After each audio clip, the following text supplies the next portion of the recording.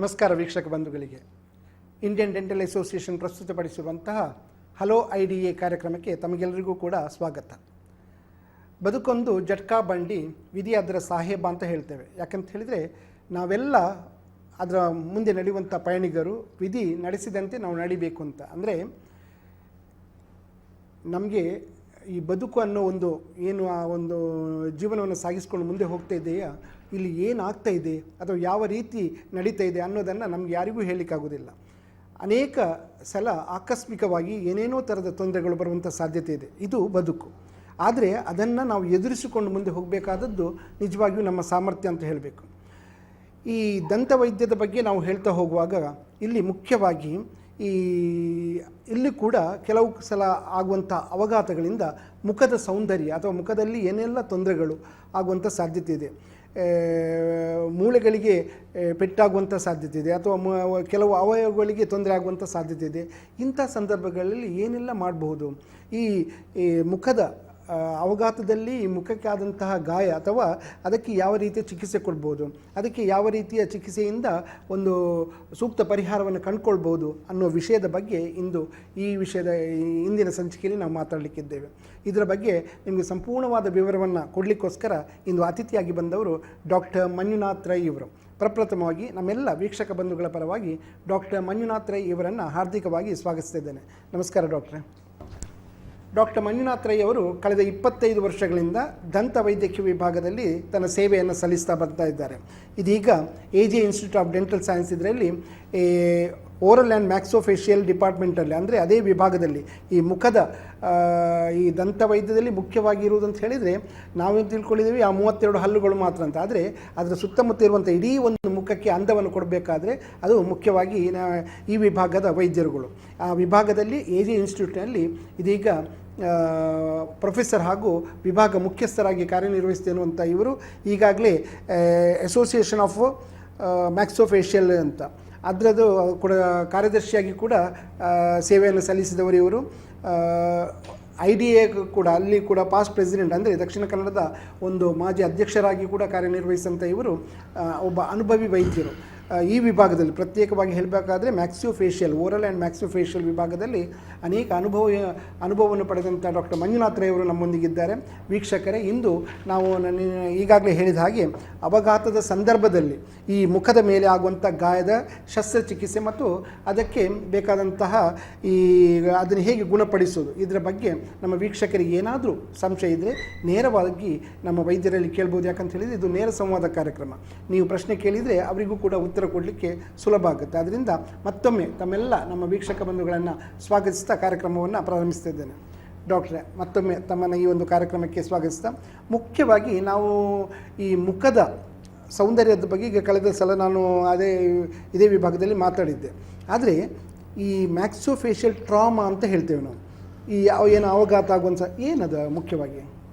Maxillofacial trauma ಅಂದರೆ basically ನಾವೀಗ ಇದು ಅಪಘಾತದಲ್ಲಿ ಆಗುವಂತಹ ಗಾಯದ ಬಗ್ಗೆ ಮಾತಾಡ್ತಿದ್ದೇವೆ. ಗಾಯ ಬೇರೆ ಬೇರೆ ರೀಸನ್ ಆಗ್ಬೋದು, ಬಟ್ ಹೆಚ್ಚಾಗಿ ನಾವು ಏನು ನೋಡ್ತೇವೆ ಅಂದರೆ ಆಕ್ಸಿಡೆಂಟ್ ಆದಾಗ, ಅದು ಕಾರ್ ಇರಲಿ, 2 ವೀಲರ್ ಇರಲಿ, 4 ವೀಲರ್ ಇರಲಿ, ಕಾರ್ ಆಕ್ಸಿಡೆಂಟ್ ಆದಾಗ ಮುಖಕ್ಕೆ ಏಟು ಬೀಳ್ತದೆ.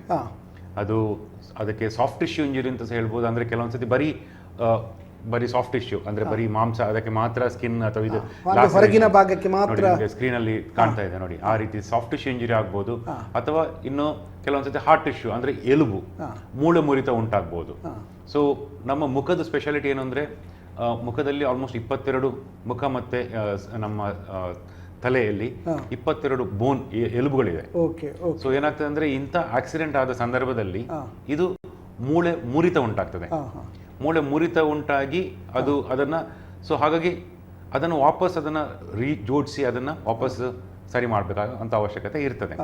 ಹೆಚ್ಚಾಗಿ ಏನಂದ್ರೆ ಮುಖ ಪ್ರತಿಯೊಬ್ಬರಿಗೂ ಒಂದು ಬಹಳ ಪ್ರೀತಿಯ ವಿಷಯ. ಅಥವಾ ಮುಖಕ್ಕೆ ಏನಾದರೂ ಅವರಿಗೆ ಆದ್ರೆ ಅವರ ಐಡೆಂಟಿಫಿಕೇಶನ್ ಕೂಡ ಚೇಂಜ್ ಆಗ್ಬಹುದು. ಮತ್ತೊಬ್ಬರನ್ನ ಪರಿಚಯಿಸಬೇಕಾದ್ರೂ ಕೂಡ ಅವರಿಗೆ ಅದೊಂದು ಮುಖದ ಮೇಲೆ ಏನಾದರೂ ಗಾಯ ಆದ್ರೆ ಸೊ ಬಹಳ ಅವರು ಪೇಷಂಟ್ ಅವರು ಬಹಳ ಚಿಂತಿಸ್ತಾರೆ. ಸೊ ಬಟ್ ಮುಖದ ಸ್ಪೆಷಾಲಿಟಿ ಏನಂದ್ರೆ ಕಂಪೇರ್ ಟು ಬೇರೆ ಭಾಗಕ್ಕೆ ನಾವು ಕಂಪೇರ್ ಮಾಡಿದ್ರೆ ಮುಖದಲ್ಲಿ ಬ್ಲಡ್ ಸಪ್ಲೈ ಬಹಳ ಜಾಸ್ತಿ ಹೆಡ್ ಅಂಡ್ ನೆಕ್ ರೀಜನ್ ಅಲ್ಲಿ. ಸೊ ಹಾಗಾಗಿ ಗಾಯ ಬಹಳ ಚೆನ್ನಾಗಿ ಒಣಗ್ತದೆ. Healing is very nice. Okay okay but only ಏನಂದ್ರೆ ಅದೊಂಥರ ನಮ್ಮ ಮುಖದ ಎಲುಬು ಹೇಗಿರ್ತದೆ ಅಂದ್ರೆ ಒಂಥರ ಮಲ್ಟಿಪಲ್ ಬೋನ್ಸ್ ಇರ್ತದೆ. ಸೊ ಅದೊಂಥರ ನಾವು ಅದನ್ನು ವಾಪಸ್ ತುಂಬಾ ಮಲ್ಟಿಪಲ್ ಫ್ರಾಕ್ಚರ್ ಆದದನ್ನ ವಾಪಸ್ ಜೋಡಿಸೋದು ಅಂದ್ರೆ ಒಂಥರ ಅದು ಜಿಗ್ಸಾ ಪಜಲ್ ಇದ್ದಾಗೆ. ಖಂಡಿತ. ಸೊ ಅದನ್ನು ಪ್ರತಿಯೊಂದನ್ನು ಒಂದು ಅದು ಮುಂಚೆ ಇದ್ದಾಗನೇ ಅದನ್ನ ಇದು ಸೂಕ್ಷ್ಮವಾಗಿ ಅದನ್ನು ಹೊಂದಾಣಿಸಿ ಬರುವಂತ ಅವಶ್ಯಕತೆ ಇದೆ. ಯಾಕಂತ ಹೇಳಿದ್ರೆ ನಮ್ಮ ಎಲ್ಲ ಮುಖ್ಯವಾದ ಅಂಗಗಳು, ಅದು ಮೂಗಾಗಿರ್ಬೋದು, ಕಿವಿ ಆಗಿರ್ಬೋದು, ಅಥವಾ ಬಾಯಿ, ಇದೆಲ್ಲ ದವಡೆಗಳು, ಇದೆಲ್ಲ ಒಂದೇ ಒಂದು ಹೊಂದಿಕೊಂಡಿರೋದ್ರಿಂದ ಸ್ವಲ್ಪ ನಿಮಗೆ ಕಷ್ಟ ಆಗ್ಬೋದು. ಹೌದು, ಕಷ್ಟ ಅಂತ ಹೇಳ್ಬೋದು. ಯಾಕಂದ್ರೆ ಇಟ್ಸ್ ಎ ಕಾಂಪ್ಲೆಕ್ಸ್ ಟ್ರೀಟ್ಮೆಂಟ್ ಅಂತ. ಒಂಥರ ಮಲ್ಟಿಪಲ್ ಇದಾದಾಗ, ಇಂಜುರೀಸ್ ಆದಾಗ ಪ್ರತಿಯೊಂದನ್ನು ಒಂದು ಮುಂಚೆ ಇದ್ದಾಗನೇ ನಾವು ಅದನ್ನ ಜೋಡಣೆ ಮಾಡಬೇಕಾದ್ರೆ ಒಂಥರ ಅದಕ್ಕೆ ಸ್ವಲ್ಪ ಅದನ್ನು ನಾವು ಬಹಳ ಸ್ಕಿಲ್ಫುಲ್ ಆಗಿ ಮಾಡಬೇಕು, ಕೇರ್ಫುಲ್ ಆಗಿ ಮಾಡಬೇಕಾಗ್ತದೆ. ಹಾಗಾಗಿ ಡಾಕ್ಟರ್, ಈಗ ಏನೆಲ್ಲ ಕಾರಣಗಳಿಂದ ಮುಖಕ್ಕೆ ಮುಖ್ಯವಾಗಿ ಗಾಯಗಳಾಗುವ ಸಂದರ್ಭ ಇದೆ? ಈಗ ಅವಘಾತ ಅಂತ ನಾವು ಹೇಳ್ತೀವಿ, ಅದು ಬೇರೆ ಏನಾದರೂ ಕಾರಣಗಳಿಂದಲೂ ಕೂಡ ಆಗುವಂಥ ಸಾಧ್ಯತೆ ಇದೆಯಾ? ಆಗ್ತದೆ, ಡೆಫಿನೆಟ್ಲಿ. ಈಗ ನಾವು ಒಂದು ಅಪಘಾತ, road traffic accident is a major, ಅದು ಮೇಜರ್ ಕನ್ಸರ್ನ್ ನಮ್ಮ ಮುಖಕ್ಕೆ ಆಗುವಂತ. ಅದು ಬಿಟ್ಟರೆ ನೀವು ನೋಡಿರ್ಬೋದು, ನಮ್ಮ ಕೋಸ್ಟಲ್ ಕರ್ನಾಟಕದಲ್ಲೆಲ್ಲ ಜಾಸ್ತಿ ಫಾಲ್ ಫ್ರಮ್ ಹೈಟ್ ಅಂತ ಹೇಳ್ತೇವೆ. ಈ ಅಡಿಕೆ ಮರದಿಂದ ಬಿದ್ದವರು ಅಥವಾ ಕನ್ಸ್ಟ್ರಕ್ಷನ್ ವರ್ಕರ್ನಿಂದ ಮೇಲ್ಗಡೆಯಿಂದ ಕೆಳಗಡೆ ಬಿದ್ದು ಆಗುವಂತಹ ಕೂಡ ತುಂಬಾ ಟೈಮ್ ಆಗ್ತದೆ. ಹಾಗೆ ಪ್ಲಸ್ ಕೆಲವೊಂದ್ಸತಿ ವಾಯ್ಲೆನ್ಸ್, ಏನಾದರೂ ಗಲಾಟೆ ಆಗಿ ಅಥವಾ ಏನಾದರೂ ಇಂಟರ್ಪರ್ಸನಲ್ ವಾಯ್ಲೆನ್ಸ್ ಅಂತ ಹೇಳ್ತೇವೆ. ಇದೆಲ್ಲ ರೀಸನ್ ಇಂದ ಇಂಡಸ್ಟ್ರಿ ವರ್ಕ್ ಅಲ್ಲಿಂದ ಆಗುತ್ತೆ. ಸೊ ಹಾಗಾಗಿ ಇದೆಲ್ಲ ರೀಸನ್ ಇಂದ ಮೇನ್ ಆಗಿ ಇಂಜುರಿ ಆಗುತ್ತೆ. ಹೆಚ್ಚಾಗಿ ಆಗುವಂಥದ್ದು ನಾವು ಮಂಗಳೂರಲ್ಲಿ ನೀವು ಕೂಡ ನೋಡಿರ್ಬೋದು, ಟೂ ವೀಲರ್ ಈಗ ಹೆಲ್ಮೆಟ್ ರೂಲ್ಸ್ ಬಂದ ನಂತರ ಆಕ್ಚುಲಿ ತುಂಬಾನು ನಮ್ಮ ಇದು ಕಡಿಮೆ ಆಗಿದೆ. It's A very good move from the police department. So but ಹೆಚ್ಚಿನವರು ಏನ್ ಮಾಡ್ತಾರೆ ಅಂದ್ರೆ, ಅದು ಪೊಲೀಸ್ನವರಿಗೋಸ್ಕರವೇ ಅವರು ಅದನ್ನ ಹೆಲ್ಮೆಟ್ ಹಾಕ್ತಾರೆ ಹೊರತು ಅವರು ಇರುವಂತ ಸಂದರ್ಭದಲ್ಲಿ ಮಾತ್ರ ಹಾಕೊಂಡು ಮತ್ತೆ ನಾನು ತುಂಬಾ ನೋಡ್ತೇವೆ, ನಾವು ಕೈಯಲ್ಲಿ ಇಟ್ಕೊಂಡು ಹೋಗ್ತಾರೆ ಹೆಲ್ಮೆಟ್. ಅದರಿಂದ ಆಕ್ಚುಲಿ ಅವರಿಗೆ ಜಾಸ್ತಿ ತೊಂದರೆ ಆಗ್ಬೋದೇ ಹೊರತು ಸೀಟ್ ಬೆಲ್ಟ್ ಹಾಗೂ ಹೆಲ್ಮೆಟ್ ಅನ್ನು ಕರೆಕ್ಟ್ ಆಗಿ ಯೂಸ್ ಮಾಡಿದ್ರೆ ತುಂಬಾ ಇಂಥ ವಾಹನದಿಂದ ಆಗುವಂತಹ ಅಪಘಾತದಲ್ಲಿ ಮುಖಕ್ಕೆ ಆಗುವಂಥದ್ದನ್ನು ತುಂಬಾ ತಡೆಗಟ್ಟಬಹುದು. ಖಂಡಿತವಾಗಿ. ಯಾಕಂತ ಹೇಳಿದ್ರೆ ವಾಹನಗಳ ವಿಷಯದಲ್ಲಿ ಏನು ನಮಗೆ ರಕ್ಷಣಾತ್ಮಕವಾದಂತಹ ಒಂದು ಕೆಲವು ವಿಧಾನಗಳನ್ನು ಕೊಟ್ಟಿದ್ದಾರೆ, ಅದನ್ನು ಅನುಸರಿಸಿಕೊಂಡು ಹೋಗಬೇಕಾದ್ರೆ ನಮ್ಮ ಕರ್ತವ್ಯ. ಖಂಡಿತ. ಈಗ ಡಾಕ್ಟರ್, ಇಂತಹ ಈ ಒಂದು ವೇಳೆ ಮುಖದ ಅವಘಾತ ಸಂದರ್ಭದಲ್ಲಿ ಆಯಿತು, ಮುಖಕ್ಕೆ ತುಂಬ ಗಾಯ ಆಗಿದೆ, ಅದು ನೀವು ಹೇಳಿದಾಗೆ ಸಾಫ್ಟ್ ಟಿಶ್ಯೂ ಆಗಿರ್ಬೋದು, ಅದು ಗೊತ್ತಾಗೋದಿಲ್ಲ ಅವರಿಗೆ, ರೋಗಿಗೂ ಗೊತ್ತಾಗೋದಿಲ್ಲ ಯಾರಿಗೆ ಬಿದ್ದಿದಂತ. ಇವರು ಏನು ಮಾಡಬೇಕು ಮೊದಲಿಗೆ? ಸೊ ಈಗ ಒಂದ್ಸತಿ ಅಪಘಾತ ಆದ ಸಂದರ್ಭದಲ್ಲಿ, ಈಗ ಕೆಲವೊಂದ್ಸತಿ ಅದು ಕ್ಲೋಸ್ಡ್ ಇಂಜುರಿ ಇರ್ಬೋದು ಅಥವಾ ಓಪನ್ ವೂಂಡ್ ಇರ್ಬೋದು. ಸೊ ಕೆಲವೊಂದ್ಸತಿ ಸಣ್ಣದಾಗಿ ಬರೀ ಹಲ್ಲಿಗೂ ಗಾಯ ಆಗಿದ್ದಿರ್ಬೋದು. ಬಟ್ ಯಾವುದೇ ಇದ್ರೆ ಸಹ ನಾವು ನಮ್ಮ ಇದು ಪ್ರಕಾರ ಏನಂದ್ರೆ, ಫೇಶಿಯಲ್ ಇಂಜುರಿ ನಾವು ಹೆಡ್ ಇಂಜುರಿಯನ್ನು ರೂಲ್ ಔಟ್ ಫಸ್ಟ್ ಮಾಡಬೇಕು. ಈಗ ಮುಖಕ್ಕೆ ಆದಾಗ ಅಂತ ಸಂದರ್ಭದಲ್ಲಿ ಹೆಚ್ಚಾಗಿ ಏನಂದ್ರೆ ತಲೆಗೂ ಮೆದುಳಿಗೂ ಕೆಲವೊಂದ್ಸತಿ ಹೆಚ್ಚಾಗಿ ಪೆಟ್ಟು ಬಿದ್ದಿರೋ ಚಾನ್ಸಸ್ ಇರ್ತದೆ. ಸೊ ಹಾಗಾಗಿ unless and until ruled out. So ನಾವು ತಲೆಗೆ ಮೆದುಳಿಗೆ ಏನೋ ಗಾಯ ಆಗಿದೆ ಅಥವಾ ಅದನ್ನು ಫಸ್ಟಿಗೆ ರೂಲ್ ಔಟ್ ಮಾಡಬೇಕಾಗ್ತದೆ. ಅದನ್ನು ಮಾಡಬೇಕಾದ್ರೆ ರೋಗಿ ಹೆಚ್ಚಾಗಿ ಅವರು ಹತ್ತಿರದ ಆಸ್ಪತ್ರೆಗೆ ಅವ್ರು ಹೋಗಿ ಕ್ಯಾಶುಯಾಲಿಟಿಯಲ್ಲಿ, ಈಗ ಹೆಚ್ಚಿನ ನಮ್ಮ ಮಂಗಳೂರಾಗಲಿ ಹೆಚ್ಚಿನ ಆಸ್ಪತ್ರೆಯಲ್ಲಿ ಆಗಲಿ ಕ್ಯಾಶುಯಾಲಿಟಿಯಲ್ಲಿ ನಾವು ಇದನ್ನ ಎಕ್ಸಾಮಿನ್ ಮಾಡ್ತೇವೆ. ಸೊ ಎಕ್ಸಾಮಿನ್ ಮಾಡುವಾಗ ನಿಮ್ಮ ಬೇರೆ ಬೇರೆ ಅದರಲ್ಲಿ ಕ್ಯಾಶುಯಾಲಿಟಿ ಮೆಡಿಕಲ್ ಆಫೀಸರ್ ಇರಲಿ ಅಥವಾ ತಲೆಗೆ ಆದರೆ ನಿಮ್ಮ ನ್ಯೂರೋಸರ್ಜನ್ ಇರಲಿ ಅಥವಾ ಅದರೊಟ್ಟಿಗೆ ಹೊಟ್ಟೆಗೆ ಅಥವಾ ಬೇರೆ ಎಲುಬಿಗೆ ಪೆಟ್ಟಾದರೆ ಆರ್ಥೋಪೆಡಿಕ್ ಜನರಲ್ ಸರ್ಜನ್ಸ್ ಅವರೆಲ್ಲ ಇರ್ತಾರೆ. ಅದರೊಟ್ಟಿಗೆ ಮ್ಯಾಕ್ಸಿಲೋಫೇಶಿಯಲ್ ಸರ್ಜನ್ ಕೂಡ is A very important member of the team. So ಅವ್ರು ಅದನ್ನೆಲ್ಲ ನೋಡಿ ಅದನ್ನ ರೆಕಗ್ನೈಸ್ ಮಾಡಿ, ಸಪೋಸ್ ಯಾರ್ಯಾರಿಗೆ ಫಸ್ಟಿಗೆ ಏನಿದ್ರೆ ಹೆಡ್ ಇಂಜುರಿ ಏನಾದರೂ ಅದನ್ನು ರೂಲ್ ಔಟ್ ಮಾಡಿ ಸ್ಕ್ಯಾನ್ ಎಲ್ಲ ಮಾಡ್ತಾರೆ. ಅದಾದ ನಂತರ ಯಾವುದಕ್ಕೆ ಬರೀ ಅದೇನಿಲ್ಲ, ಬರೀ ಮುಖದಲ್ಲಿ ಆಗಿದೆ, ಬರೀ ಸಾಫ್ಟ್ ಟಿಶ್ಯೂ ಇಂಜುರಿ ಇದ್ರೆ ಒಳ್ಳೆ good type of suturing is actually ನಿಮಗೆ ಚೆನ್ನಾಗಿ ಅದನ್ನು ಇದು ಮಾಡಿದ್ರೆ ಮುಂಚಿನಾಗೆ ಗಾಯ ಅಷ್ಟೇನು ಇರುವುದಿಲ್ಲ. ಎಲುಬು ಅಥವಾ ಏನಾದರೂ ಇದಾಗಿದ್ರೆ ಅದನ್ನ ಜನರಲ್ ಅನೆಸ್ಥೇಷಿಯಾ ಅಂದ್ರೆ ಶಸ್ತ್ರಕ್ರಿಯೆ ಮಾಡಿ ಅದನ್ನ ಮಾಡೋ ಅವಶ್ಯಕತೆ ಬರ್ತದೆ. ವೀಕ್ಷಕರೇ, ಯಾಕಂತ ಹೇಳಿದ್ರೆ ಇಲ್ಲಿ ಮುಖ್ಯವಾಗಿ ವೈದ್ಯರು ತಿಳಿಸಿದ ಹಾಗೆ ಈ ಸಾಫ್ಟ್ ಟಿಶ್ಯೂ ಮತ್ತೆ ಈ ಮೂಳೆ ಮುರಿತ, ಇದನ್ನು ಸ್ವಲ್ಪ ಹಾರ್ಡ್ ಟಿಶ್ಯೂ, ಇದನ್ನು ನಾವು ಸ್ವಲ್ಪ ಹೆಚ್ಚು ಗಮನದಲ್ಲಿ ಇಟ್ಕೊಳ್ಬೇಕಾಗುತ್ತೆ. ಕೇವಲ ಮುಖದ ಹೊರಭಾಗದಲ್ಲಿ ಆದಂಥ ಗಾಯ ಆದರೆ ಅವಳು ಬಹಳ ಸುಲಭವಾಗಿ ಅದನ್ನು ನಿಭಾಯಿಸ್ಕೊಳ್ಳಿಕ್ಕೆ ಸಾಧ್ಯ ಆಗುತ್ತೆ ಅವರಿಗೆ. ಆದರೆ ಮೂಳೆ ಮುರಿತ ಅಂತ ಆದಂಥ ಸಂದರ್ಭದಲ್ಲಿ ಅವರು ಹೇಳಿದಾಗೆ ಶಸ್ತ್ರಕ್ರಿಯೆ ಮಾಡಲೇಬೇಕಾಗುತ್ತೆ. ಹಾಗಾದರೆ ಈ ಮುಖದ ಮೇಲೆ ಶಸ್ತ್ರಕ್ರಿಯೆ ಮಾಡಬೇಕಾದ್ರೆ ಅದಕ್ಕೆ ಎಷ್ಟು ಸಮಯ ಹೋಗುತ್ತೆ? ಮುಖದ ಅಂದ ಮೊದಲಿನ ಹಾಗೆ ಎಲ್ಲ ಬರಲಿಕ್ಕೆ ಸಾಧ್ಯನಾ, ಅಥವಾ ಬೇರೆ ಯಾವ ರೀತಿಯಿಂದ ಮುಖದ ಮೊದಲಿನ ರೂಪವನ್ನು, ಅಂದರೆ ಕೆಲವು ಸಲ ಏನಾಗುತ್ತೆ ಅಂತ ಹೇಳಿದರೆ ಮುಖದ ಚರ್ಯ ಬದಲಾದರೆ ಗುರುತು ಹಿಡಲಿಕ್ಕೆ ಕಷ್ಟ ಆಗುತ್ತೆ. ಇದನ್ನೆಲ್ಲ ಮೊದಲಿನ ಹಾಗೆ ಸರಿ ಮಾಡಲಿಕ್ಕೆ ಸಾಧ್ಯನಾ? ಇದನ್ನೆಲ್ಲ ತಿಳ್ಕೊಳ್ಳೋಣ ಒಂದು ಪುಟ್ಟ ವಿರಾಮದ ನಂತರ.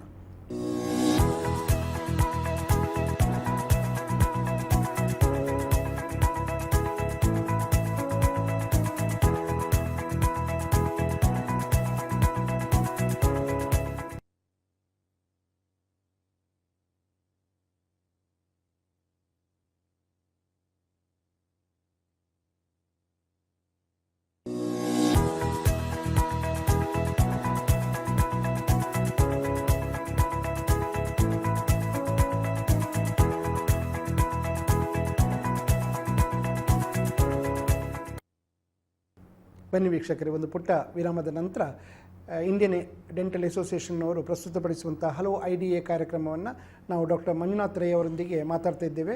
ಅದನ್ನು ಮತ್ತೆ ಮುಂದುವರಿಸ್ಕೊಂಡು ಹೋಗ್ತಾ ಇದ್ದೇವೆ. ಡಾಕ್ಟರ್, ಈಗ ತಾನೇ ನೀವು ಅನೇಕ ವಿಷಯಗಳನ್ನು, ಅಂದರೆ ಈ ಅಪಘಾತ ಆದಂಥ ಸಂದರ್ಭದಲ್ಲಿ ಏನೆಲ್ಲ ತೊಂದರೆಗಳಾಗ್ಬೋದು, ಮುಖದ ಕ್ಕೆ ಏನೆಲ್ಲ ಗಾಯಗಳಾಗ್ಬೋದು, ಅಥವಾ ಅದು ಸಾಫ್ಟ್ ಟಿಶ್ಯೂ ಅಥವಾ ಹಾರ್ಡ್ ಟಿಶ್ಯೂ ನೀವು ಹೇಳಿದ ಹಾಗೆ ಹೊರಗಿನ ಬಾಹ್ಯ ಏನಾದರೂ ಕಡಿತ ಆಗಿರ್ಬೋದು, ಅಥವಾ ಒಳಗಿನ ಈ ಮೂಳೆ ಮುರಿತದಂಥ ಸಂದರ್ಭದಲ್ಲಿ ಆಗ್ಬೋದು. ಇಂಥ ಸಂದರ್ಭದಲ್ಲಿ ಏನು ಮಾಡಬೇಕು ಅಂತ ನೀವು ಈಗ ತಾನೇ ಹೇಳಿದ್ರಿ ಮುಖ್ಯವಾಗಿ. ಯಾಕಂತ ಹೇಳಿದರೆ, ಆದರೆ ಅದನ್ನು ಸಂಪೂರ್ಣವಾಗಿ ಸರಿಪಡಿಸಲಿಕ್ಕೆ ಸಾಧ್ಯನಾ? ಓಕೆ, ಹೆಚ್ಚಿನ ಇದರಲ್ಲಿ ಸಂದರ್ಭದಲ್ಲಿ ಸಾಧ್ಯ ಆಗ್ತದೆ. ಡಿಪೆಂಡ್ಸ್ ಅಪಾನ್ ದ ಇಂಜುರಿ ಅಂತ ಹೇಳ್ತೇವೆ. ಫಾರ್ ಎಕ್ಸಾಂಪಲ್, ಈಗ depends upon the impact of the injury. ಕೆಲವೊಂದು ಸತಿ ಏನಾಗ್ತದೆ, ಮೂಳೆ ಮುರಿತ ಉಂಟಾಗ್ತದೆ, ಬಟ್ ಎಲ್ಲ ಮೂಳೆ ಅಥವಾ ಎಲ್ಲ ಸಂಬಂಧಪಟ್ಟಂಥದ್ದು ಅಲ್ಲೇ ಇರ್ತದೆ. ಅದು ಕೆಲವೊಂದ್ಸತಿ ಕ್ರಸ್ಟ್ ಇಂಜುರಿ ಇರ್ಬೋದು, ಅಥವಾ ಕೆಲವೊಂದ್ಸತಿ ಫ್ರಾಗ್ಮೆಂಟ್ಸ್ ಇರ್ಬೋದು. ಬಟ್ ಹೆಚ್ಚಾಗಿ ಅದನ್ನು ನಾವು ವಾಪಸ್ ಅದರದ್ದು ಶೇಪಿಗೆ ಕೆಲವೊಂದ್ಸತಿ ನೋಡಿ, ಈಗ ಇದ್ರಲ್ಲಿ ಚಿತ್ರದಲ್ಲಿ ನೋಡ್ಬೋದು ನೀವು, ಪ್ಯಾನ್ ಫೇಶಿಯಲ್ ಟ್ರಾಮಾ ಅಂತ ಹೇಳ್ತೇವೆ.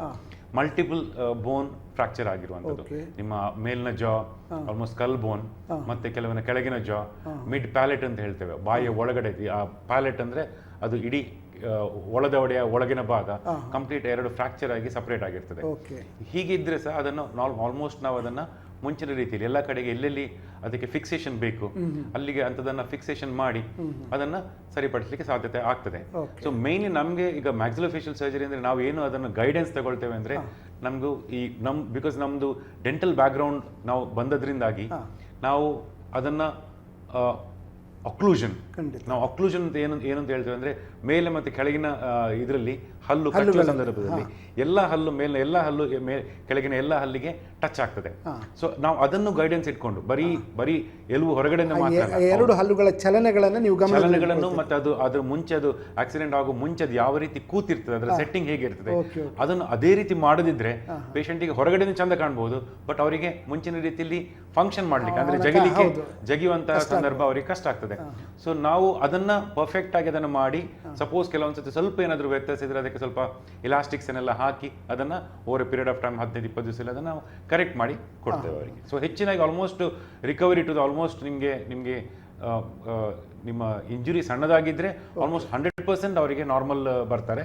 ಇಂಪ್ಯಾಕ್ಟ್ ಕೆಲವೊಂದ್ಸತಿ ತುಂಬಾ ಜಾಸ್ತಿ ಆಗಿದ್ರೆ ಕೆಲವೊಂದ್ಸತಿ ಒಂದು 5 to 10%, ಕೆಲವೊಂದ್ಸತಿ ಲಾಸ್ ಆಫ್ ಸಮ್ ಫಂಕ್ಷನ್ ಕೆಲವೊಂದ್ಸತಿ ಆಗೋ ಚಾನ್ಸಸ್ ಇರ್ತದೆ. ಈಗ ಲಾಸ್ ಆಫ್ ಫಂಕ್ಷನ್ ಅದೊಂದು ರೀತಿಯಲ್ಲಿದೆ, ಆದರೆ ಮತ್ತೊಂದು ಹೇಳಿದ್ರೆ ಮುಖದ ಈ ಅಂದ ಅಂದ್ರೆ ಮೊದಲಿನ ರೂಪ ಅದು ಹಾಗೆ ಇರಲಿಕ್ಕೆ ಸಾಧ್ಯ ಇದೆ, ಅಥವಾ ಸ್ವಲ್ಪ ಏನಾದರೂ ಬದಲಾಗುತ್ತಾ? ಹೆಚ್ಚಿನ ರೀತಿಯಲ್ಲಿ ಕರೆಕ್ಟ್. ಈಗ ನಾನು ಹೇಳಿದ್ನಲ್ಲ, ನಾನು ಸ್ಟಾರ್ಟಿಂಗ್ ಹೇಳಿದ್ ನಿಮ್ಗೆ ಅಂದ್ರೆ ಮುಖದಲ್ಲಿ ನಿಮ್ಮ ಬ್ಲಡ್ ಸಪ್ಲೈ ಜಾಸ್ತಿ. ಸೊ ಹಾಗಾಗಿ ಇವನ್ ನಮ್ದು ಆಲ್ಮೋಸ್ಟ್ ಟೇರ್ ಆಗಿದ್ರೆ ಸಹ, ಸಣ್ಣದಾಗಿ ಅದು ನೇತಾಡ್ತಾ ಇದ್ರೆ ಸಹ ನಾವು ಅದನ್ನು ಸಹ ವಾಪಸ್ ಆಗಿ ಕೂತ್ಕೊಳಿಸ್ಲಿಕ್ಕೆ ಸಾಧ್ಯತೆ ಉಂಟು.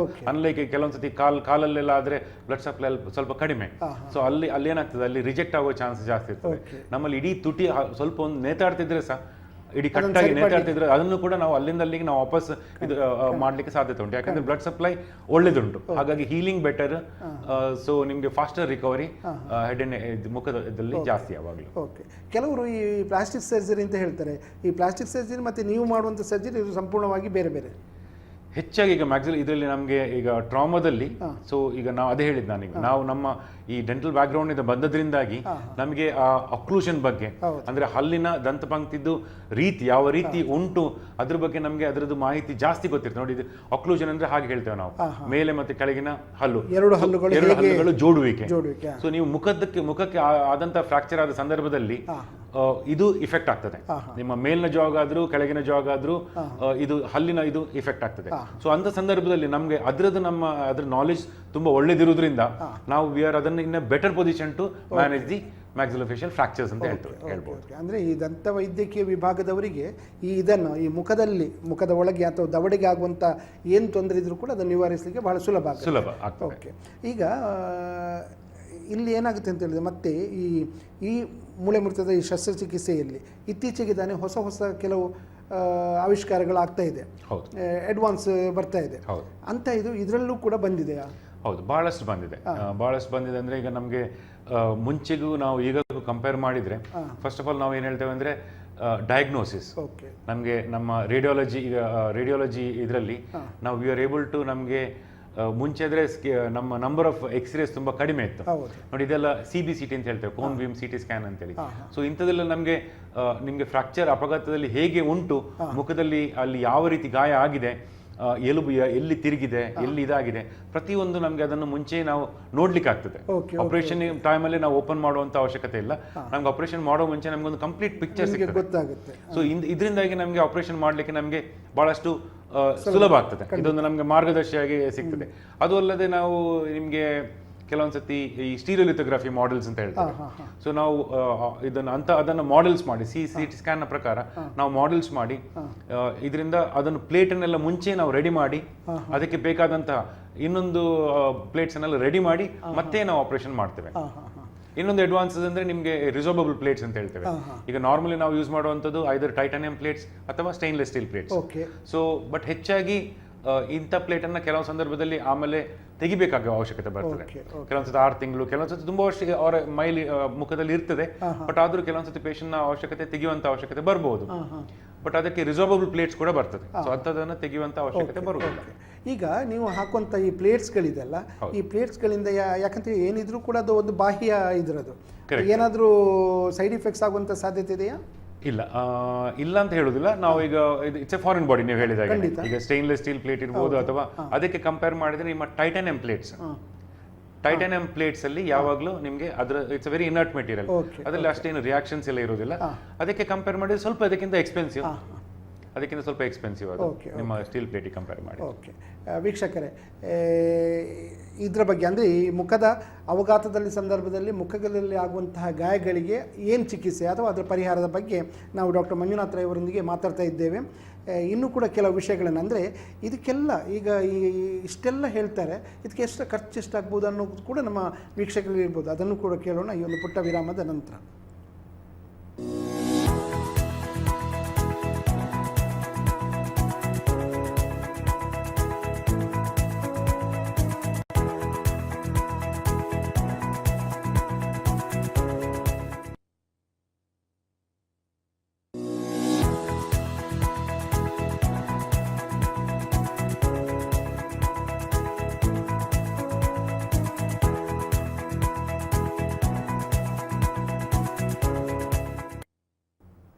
ಇಂಡಿಯನ್ ಡೆಂಟಲ್ ಅಸೋಸಿಯೇಷನ್ ಅವರು ಪ್ರಸ್ತುತಪಡಿಸುವಂಥ ಹಲೋ IDA ಕಾರ್ಯಕ್ರಮಕ್ಕೆ ಮತ್ತೆ ತಮ್ಮನ್ನೆಲ್ಲ ಸ್ವಾಗತಿಸ್ತಾ ಇದ್ದೇನೆ. ಈಗ ತಾನೇ ನಾವು ಡಾಕ್ಟರ್ ಮಂಜುನಾಥ್ ರೈ ಅವರೊಂದಿಗೆ ಈ ಮುಖದ ಮೇಲೆ ಆಗುವಂತಹ ಈ ಅಪಘಾತ ಸಂದರ್ಭದಲ್ಲಿ ಆಗುವಂತಹ ಗಾಯಗಳಿಗೆ ಯಾವ ರೀತಿಯ ಚಿಕಿತ್ಸೆ ಅನ್ನೋದ್ರ ಬಗ್ಗೆ ನಾವು ಮಾತಾಡ್ತಾ ಇದ್ದೇವೆ. ಈಗ ತಾನೇ ಅನೇಕ ವಿಷಯಗಳನ್ನು ನಮ್ಮ ಮುಂದೆ ಇಟ್ಟಿದ್ದಾರೆ ಕೂಡ. ಅದನ್ನು ಯಾವ ರೀತಿಯಲ್ಲಿ ಬೇರೆ ಬೇರೆ ರೀತಿಯ ಅಪಘಾತ ಆದಾಗ ಏನು ಮಾಡಬೇಕು ಅನ್ನೋದನ್ನು ತಿಳಿಸಿದ್ದಾರೆ. ಡಾಕ್ಟರ್, ಈಗ ಮುಖ್ಯವಾಗಿ ರೀಸೆಂಟ್ ಅಡ್ವಾನ್ಸ್ ಬಂದಿದೆ, ಹೊಸ ಹೊಸ ಆವಿಷ್ಕಾರಗಳು ಬಂದಿದೆ ಅಂತ ಎಲ್ಲ ನೀವು ಹೇಳಿದ್ರಿ.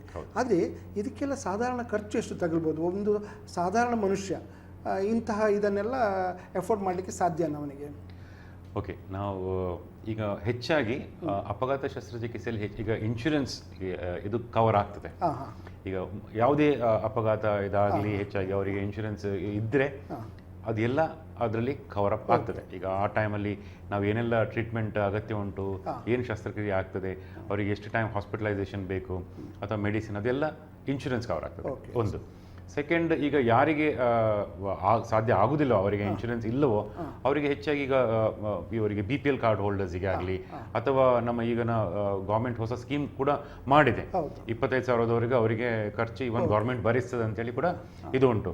ಸೊ ಹಾಗಾಗಿ ಇದು ಅವರಿಗೆ ಚಿಕಿತ್ಸೆಗೆ ಸೂಕ್ತ ಚಿಕಿತ್ಸೆ ತಗೊಳ್ಳಿಕ್ಕೆ ಸಾಧ್ಯತೆ ಉಂಟು, ತೊಂದರೆ ಆಗ್ಲಿಕ್ಕಿಲ್ಲ. ಮತ್ತೆ ಇನ್ನು ಏನಂದ್ರೆ ನಿಮಗೆ ಕಾಸ್ಟ್, ಈಗ ನೀವು ಹೇಳಿದ ಪ್ರಕಾರ ಎಷ್ಟು ಆಗ್ಬೋದು, ಈಗ ಎಷ್ಟು ಆಗ್ಬೋದು ಹೆಚ್ಚಾಗಿ ಡಿಪೆಂಡ್ಸ್ ಅಪಾನ್ ನಿಮಗೆ ಅವರಿಗೆ ಆದಂತಹ ಅಪಘಾತದ ಮೇಲೆ, ಅವರಿಗೆ ಯಾವ ರೀತಿ ಅವರ ಮೇಲೆ ಎಷ್ಟು ಪೆಟ್ಟಾಗಿದೆ, ಎಷ್ಟು ಎಲುಬು ಕಟ್ಟಾಗಿದೆ, ಅವ್ರು ಎಷ್ಟು ಟೈಮ್ ಹಾಸ್ಪಿಟಲೈಸಸ್ ಇರಬೇಕಾಗ್ತದೆ, ಇದ್ರ ಮೇಲೆಲ್ಲ ಹೊಂದಿಕೊಂಡು ಅವ್ರು ಯಾವ ರೀತಿ ಶಸ್ತ್ರಚಿಕಿತ್ಸೆ ಬೇಕು, ಶಸ್ತ್ರಚಿಕಿತ್ಸೆಗೆ ಆಗುವಂತಹ ಟೈಮ್ ಎಷ್ಟು, ಇದೆಲ್ಲ ಅದು ಬಿಟ್ರೆ ಆಮೇಲೆ ನಿಮ್ಗೆ cost factor depends upon the ನೀವು ಯಾವ ಆಸ್ಪತ್ರೆ ಮೇಲೆ, ಯಾವ ಟೈಪ್ ಆಫ್ ಹಾಸ್ಪಿಟಲ್ ಅಲ್ಲಿ ನೀವು ಯಾವ ಅಡ್ಮಿಟ್ ಆಗ್ತೀರಿ, ಯಾವ ಟೈಪ್ ನೀವು ರೂಮ್ ತಗೊಂಡಿದ್ದೀರಿ, ನೀವು ನಾರ್ಮಲ್ ರೂಮಿಗೂ ಯಾವ ಸೂಪರ್ ಡಿಲಕ್ಸ್ ರೂಮಿಗೂ ನೀವು ಕಂಪೇರ್ ಮಾಡಿದ್ರೆ ತುಂಬಾ ಡಿಫ್ರೆನ್ಸ್ ಡೆಫಿನೆಟ್ಲಿ ಆಗೇ ಆಗ್ತದೆ. ಮತ್ತೆ ಇನ್ನೊಂದು ಅಂದ್ರೆ ನಾವು ಏನು ಎಕ್ವಿಪ್ಮೆಂಟ್ ಯೂಸ್ ಮಾಡ್ತೀವಿ, ಫಾರ್ ಎಕ್ಸಾಂಪಲ್ ನಿಮ್ಗೆ ನಾನು ಹೇಳಿದೆನಲ್ಲ ಸ್ಟೈನ್ಲೆಸ್ ಸ್ಟೀಲ್ ಈಗ ಹೆಚ್ಚಾಗಿ ಕಂಪೇರ್ ಮಾಡಿ ಕಡಿಮೆ ಆಗ್ತದೆ. ಅದೇ ನಾವು ಟೈಟಾನಿಯಂ ಪ್ಲೇಟ್ಸ್ ಅನ್ನು ನಾವು ಫ್ರಾಕ್ಚರ್ಗೆ ಯೂಸ್ ಮಾಡಬೇಕಾದ್ರೆ ಅದಕ್ಕೆ ಅದರದ್ದು ರೇಟ್ ಕಂಪ್ಯಾರಿಟಿವ್ಲಿ ಜಾಸ್ತಿ ಆಗಿರ್ತದೆ. ಅಂದರೆ ಸಾಧಾರಣವಾಗಿ ಒಬ್ಬ ಸಾಮಾನ್ಯ ವ್ಯಕ್ತಿಯಿಂದ ಹಿಡಿದು ಶ್ರೀಮಂತರವರೆಗೂ ಕೂಡ ವಿವಿಧ ರೀತಿಯಲ್ಲಿ ನಿಮಗೆ ಚಿಕಿತ್ಸೆಯನ್ನು ಕೊಡುವಂಥ ಒಂದು ವ್ಯವಸ್ಥೆ ಇದೆ. ಯಾಕಂತ ಹೇಳಿದರೆ ಸಾಮಾನ್ಯ ವ್ಯಕ್ತಿಗೆ ಬೇಕಾದರೆ ಎಲ್ಲ ಇನ್ಶೂರೆನ್ಸ್ಗಳನ್ನು ಸರ್ಕಾರದ ಕೆಲವು ಕಾರ್ಯಕ್ರಮಗಳ ಮುಖಾಂತರ ಪಡಿಬಹುದು ಅಥವಾ ಬೇರೆ ಬೇರೆ ಸ್ಕೀಮ್ ಮುಖಾಂತರ ಕೂಡ ಪಡಿಬಹುದು. ಇದೊಂಥರ ಇದು ಅಪಘಾತ ಆಕ್ಸಿಡೆಂಟ್, ಖಂಡಿತ ಆಕ್ಸಿಡೆಂಟ್ಗೆ ಆದಂಥ ವಿಕ್ಟಿಮ್ಸ್ ಅನ್ನ ನಾವು ಆ ರೀತಿ ಎಮರ್ಜೆನ್ಸಿಲಿ ನಾವು ಮಾಡಬೇಕಾಗ್ತದೆ. ಕೇವಲ ಮುಖದ ಸೌಂದರ್ಯ ಅಂತ ನಾವು ನೋಡ್ಲಿಕ್ಕೆ ಆಗೋದಿಲ್ಲ. ಇದು ಅವಘಾತ ಆದ್ರಿಂದ ಅದಕ್ಕೆ ಸಂಪೂರ್ಣವಾದಂಥ ಒಂದು ಇನ್ಶೂರೆನ್ಸ್ ಸಿಗುತ್ತೆ. ಈಗ ನಮ್ಮದು department actually associated to even Wenlock ಹಾಸ್ಪಿಟಲ್ಗೂ ಕೂಡ ನಾವು ಅಸೋಸಿಯೇಟ್ ಆಗಿದ್ದೇವೆ.